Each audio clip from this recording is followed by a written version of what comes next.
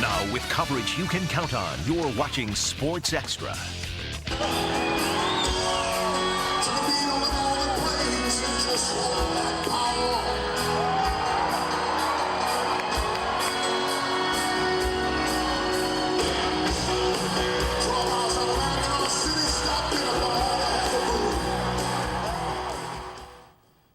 This may be the last tour for one of Michigan's greatest rock and roll legends, so in honor of Bob Seger's visit to mid-Michigan, I'm going to reference his songs and lyrics throughout tonight's Sportscast. So roll me away to the highlights. Tigers say a long goodbye to spring training, wrapping up the exhibition season against the Yankees' top four. Detroit down 1. Brennan Bosch shows off his strut, taking former Tiger Freddie Garcia to Nutbush city limits. Bosch's 4th home run of the spring, he finished with an average of .347. Game still tied at 1 in the 8th. Ramon Garcia on the hill, and there's a shakedown, breakdown, he's busted. Austin Romine, c'est la vie to this one. That would be the game-winning run. Tigers fall 2-1. They finish spring with a record of 20-14.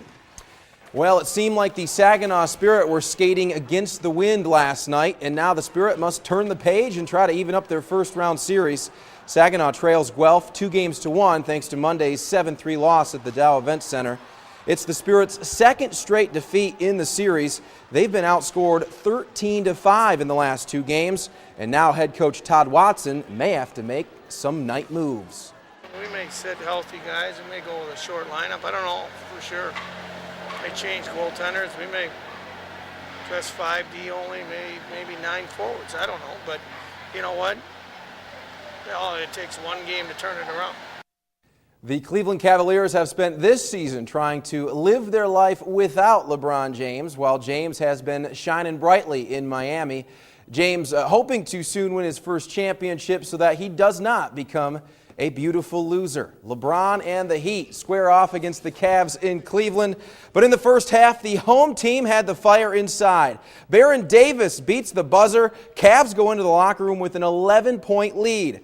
Third quarter, rock and roll never forgets, and neither does LeBron. His 2/3 court shot is pure. He had a game-high 27 as Miami gets within 5. They'd eventually tie it up, but the Cavs would then go on a 21-7 run to end the game. Cleveland won't make the playoffs this season, but they can always say, we've got tonight, who needs tomorrow? Cavs beat LeBron and the Heat 102-90. The MHSAA with some revisionism today, releasing new classifications for schools next year. Only 3 from our viewing area will be in a different class. Harrison and Tawas will move from Class B to C, while Beale City goes from Class D to C. Everybody else is still the same. Hemlock senior guard Peyton Apsey will take a chance on Oakland University. Apsey verbally committed to the school yesterday and will officially face the promise by signing her letter of intent in April.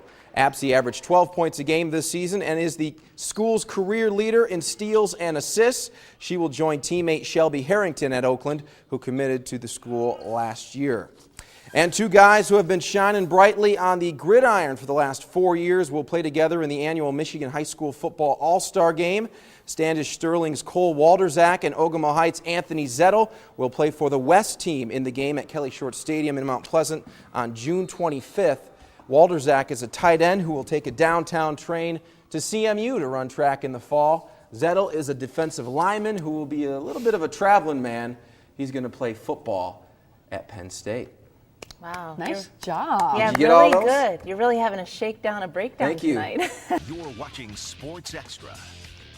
The state semifinals in high school baseball and softball taking place all day long in Battle Creek. There are 9 teams from our viewing area in action. Let's start with Unionville-Seaboing's softball team taking on Rapid River. USA coach Larry Hudoff told by his school board that he will be let go at the end of the season. His team with a 4-0 lead in the bottom of the 5th make it 6-0. Carly Schaus with a 2-run blast. A little later, Taylor Anchor, quick chopper. The throw goes high past the first baseman. Chelsea Ewald scores. USA will play for a state title as they rout Rapid River 12-0. USA will face the winner of the other D4 semifinal, Breckenridge versus Petersburg Summerfield. Top 4, no score. Taylor Goodwin, high and deep. And there it is, over the fence. That's a 2-run homer. Breckenridge would never recover from that. They fall by the final of 6-0. Frankenmuth taking on Centerville in the D3 semifinal. The Eagles with a huge first inning. Addie Loftus grounds to short. Nobody covers second. Jillian Sipes scores. It is 7-zip Muth. Then Chelsea Bender with a ground ball that gets through. 2 more runs come in. The Eagles put up 11 in the first inning, and they didn't need any more from that. They coast to the finals with an 11-2 victory.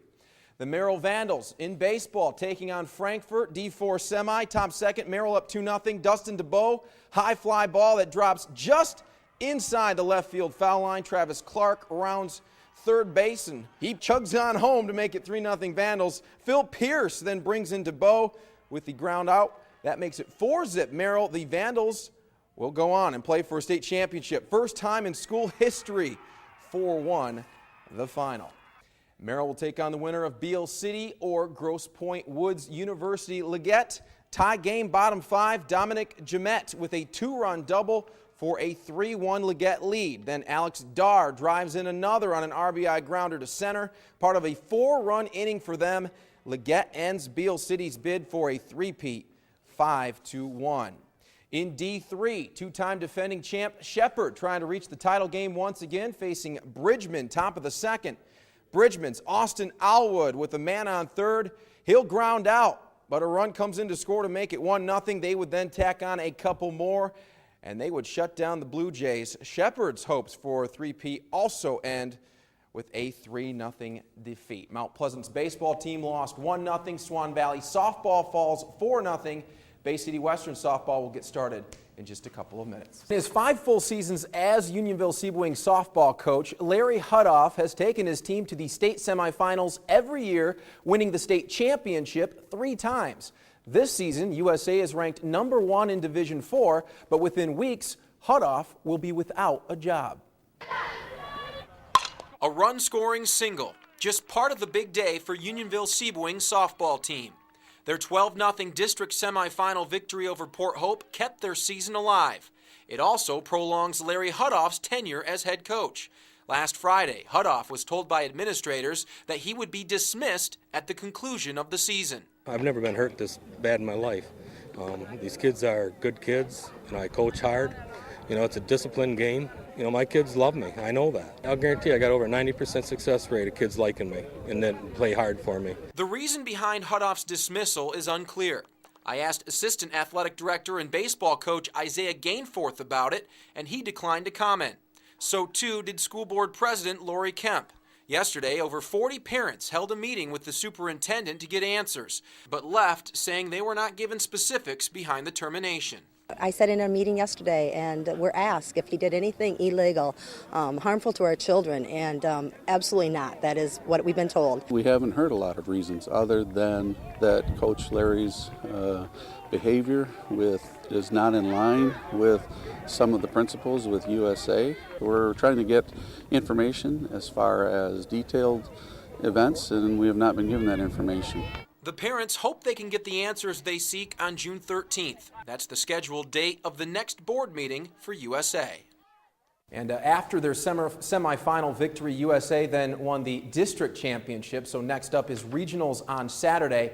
The maximum number of games left for Hudoff is 5. Live and local in the studio, I'm Jason Fielder for WNEM TV5. Well, the Detroit Tigers Fantasy Camp gives regular Joes and Jans a chance to spend 1 week playing baseball alongside former Tiger players. Each year, only 5% of the campers are women. This year, one of those women will be from mid-Michigan. This is how Saginaw's Jan Henney has been spending much of her free time lately. In the basement with her husband taking batting practice. She's preparing for an experience of a lifetime. On Monday, the 70-year-old lifelong Tigers fan will take part in Tigers Fantasy Camp in Lakeland, Florida.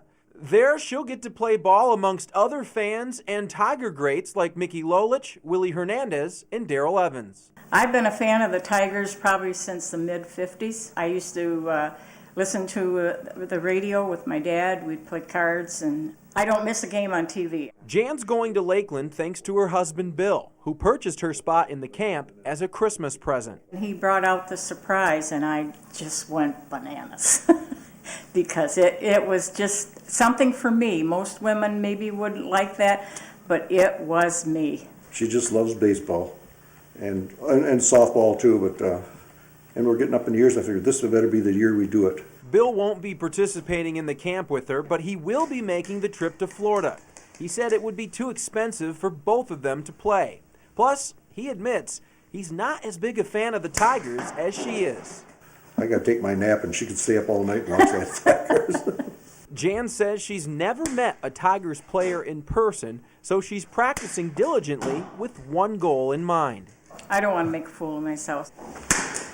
Bill and Jan leave for Florida on Sunday morning. They'll return the following week. Barre Fitness is growing in popularity all over the country. Now, the class gets its name because it features some exercises using a ballet bar. The Midland Community Center offers a Barre Fitness class, and they recently issued a challenge to me to come check it out. At the Midland Community Center, fitness instructor Julie Dunsmore has been teaching a bar relevations class since the beginning of the year. It's all small, very controlled movements so that we're working the muscle from the inside out, doing a lot of stretching after each movement so that the muscle not only is getting strengthened, but it's getting stretched. Now, I've done some yoga and Pilates before, but not on a regular basis, so I knew this was going to be a challenge. Now in this position, your hips are dropped. Okay, right on the same level as your shoulders, your abdominals are pulling up nice and tight. I also felt kind of out of place because I was the only guy in class and some of the moves had me feeling a bit dainty. This is not a very masculine move right here. No, it's not. This, I know. There you go. Our core work continued with planks and side planks, and then we were asked to do girl push-ups, which again challenged my manhood. Men don't do push-ups with their knees on the ground. We weren't telling you about it. Everyone else will know. There's okay. Now, even though these exercises don't look very challenging, Out and back. Shoulder blades and pull through. Out and lift. I think you can see they are. It's way harder than it looks. I know. Halfway through the class, it was time to head to the ballet bar, and that's where things got really tough. Oh my goodness. Press out the side, the diamond formation. Stretch it down, stand up. In this position, don't forget calves are in, arms are tucked under. Very small movement. See my knee? I never saw that Black Swan movie. I should have. Then we had to put this ball between our legs. Believe me when I tell you, this was not easy. Miss, please. One more. 3, keep it small. 2, and 1. That's one. Then we used bands to do more leg and core work and then finished up with lots of stretching.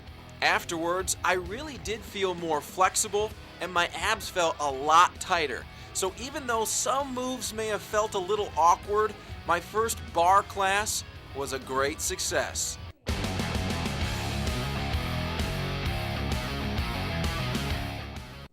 Wasn't that bad, guys, I'm telling you. You should try it sometime. I am live at Midland Community Stadium. It is week 1 of the playoffs in high school football. The Dow student section has been here for a while. They are ready for the big game tonight between the Dow Chargers and the Bay City Western Warriors. I'm joined now by the head coach of the Dow Chargers football team, Jason Watkins. And coach, best season in 13 years.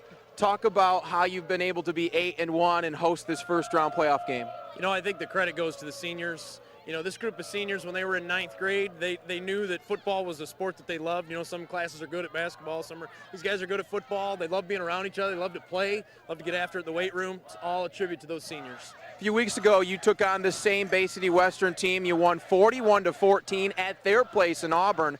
How do you guard against the kids maybe not getting too big of a head knowing that they handled this football team the last time you guys played? Well, I think a couple of things. Number one, that was 4 or 5 weeks ago. This is second season, and everybody's do or die time. You know, so everybody knows that it's win or go home. And so the sense of urgency there, I think, is there. And the other part is we watched them play Mount Pleasant the next week and Midland High the week after that, 2 quality football programs. We watched them get better and better and then hang 61 on Bay City Central in a crosstown rivalry game. Coach, good luck tonight, and thanks for joining us live here on WNEM. Appreciate it. Thank you, guys. And we will have highlights from this one tonight on Friday Night Lights. Now, in other high school football news, Saginaw High's DeAnthony Arnett was selected to play in the prestigious Army All-American Bowl game on January 8th. Only the top prospects in the entire country get to play in this game. But in order to participate under state rules, Arnett cannot play any more high school sports this season, and that means no basketball. He was the starting point guard for the Trojans over the last few years. And tomorrow afternoon will be the biggest football game MSU has played in over 40 years. The unbeaten Spartans travel to Iowa to take on the Hawkeyes with conference and national title hopes on the line. Iowa is favored by 6.5 points, and that might be due to state's history when it comes to playing in big games. I've always felt like we've been able to come back and respond. And as I said after the game, you know, when that tag gets put on you like same old Spartans, you know, for 3.5 years now, 3 years and 8 games, we've competed here. Doesn't mean we've always won. If you take the games and add them up in terms of how many games we lost by a touchdown or less and how many we've won by a touchdown or less, I think it factors in that we will play. And if Michigan State can get the victory in Iowa tomorrow, it really sets up for them to have an unbeaten season and maybe be in talks of playing for the national championship. We are live from Midland Community Stadium again. Dow and Bay City Western highlights tonight on Friday Night Lights.